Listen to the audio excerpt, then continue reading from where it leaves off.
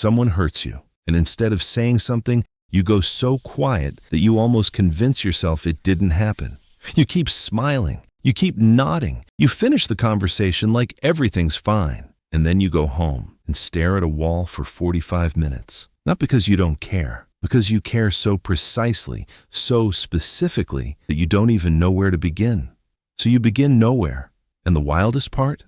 If someone looked at you in that moment and said, "Are you okay?" You'd say yes. And you'd sound so calm that they'd believe you. You might even believe yourself. So what is it about pain that makes some people loud and others completely silent? Most people have a word for this. They call it the silent treatment.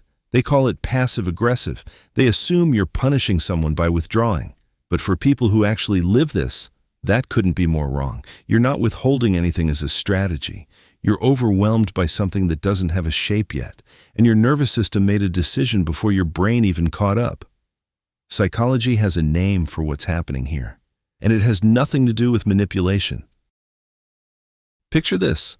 A friend makes a joke at your expense. The table laughs. It's not cruel exactly, but something about it lands wrong, and in the space of about 2 seconds, your brain runs a full cost-benefit analysis. You weigh whether speaking up will be understood or whether you'll be told you're too sensitive. You calculate whether this friendship can absorb a moment of honesty or whether it'll crack. And then you decide, without ever consciously deciding, that the safest move is to absorb it and keep going. You don't go quiet because you have nothing to say. You go quiet because you have too much to say and no confidence that any of it will land safely. And that pattern didn't come from nowhere. Maybe you grew up in a house where emotions were treated like a mess someone else had to clean up. Maybe you opened up once, really opened up, and the person you trusted made you regret it. So you stopped reaching out and started handling everything inside. That's not a personality flaw. That's an old protection that still runs in the background, even when the danger is long gone. But here's the part that makes it worse. The quieter you go on the outside, the louder everything gets on the inside. You stop talking, but you don't stop thinking. You replay the moment over and over. You edit what you should have said. You compose entire devastating monologues in the shower, perfectly timed, emotionally precise, absolutely ruthless. Speeches that would make a courtroom cry. And then you get out of the shower and say, "No, I'm fine."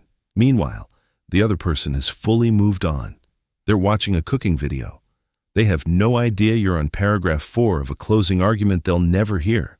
It's like being fluent in a language you're not allowed to speak. And here's the thing that might catch you off guard. Research on emotional processing suggests that people who hold back their reactions don't actually feel less than everyone else. If anything, the internal experience stays just as intense, sometimes more so, because the effort of containing it adds its own weight. The silence isn't empty. It's pressurized. And the reason you don't let it out isn't that you don't feel enough. It's that you feel so much you're afraid of what happens if you open that door even a little, because you don't trust yourself to open it halfway. And this is where it gets uncomfortable, but it matters. Part of your silence isn't just about protecting yourself. If you're really honest, you know what lives at the bottom of that silence when the pain is fresh. You know that if you spoke right now, what comes out wouldn't be a conversation. It would be something you can't walk back, so you hold it, not to punish anyone, not to create distance, but because you care enough about the person in front of you to not let your worst moment define the relationship. That's not emotional avoidance. That's someone who understands what unfiltered pain can do to the people they love, and choosing to absorb the cost instead of passing it on. Most people will never recognize that for what it is, but it doesn't stop being true. Now here's what almost nobody talks about, and this is the part that stings a little. The one thing that would actually help you open up is almost always the opposite of what you get. People push. They follow you into the next room. They say things like, "You can't just shut down on me," or "It's not fair that I have to guess what you're feeling." And every time that happens, it confirms the exact thing your nervous system has believed since childhood, that your way of processing pain isn't valid, that emotions only count if they're instant and verbal and available on someone else's schedule. What you actually need is the hardest thing to ask for: stillness without suspicion. Someone who can sit next to your silence and not make it about themselves. Not because they don't care, but because they trust you enough to know you'll come back when you're ready. And the painful irony is that you'll probably never ask for it out loud, because asking for patience requires the exact kind of vulnerability that made you go quiet in the first place. But here's something that deserves more attention than it gets.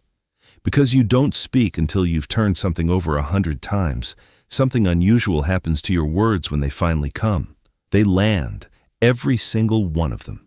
You don't throw out accusations in the heat of the moment just to see where they stick. When you finally tell someone what you feel, it's not a reaction. It's a conclusion you arrived at slowly, carefully, and completely.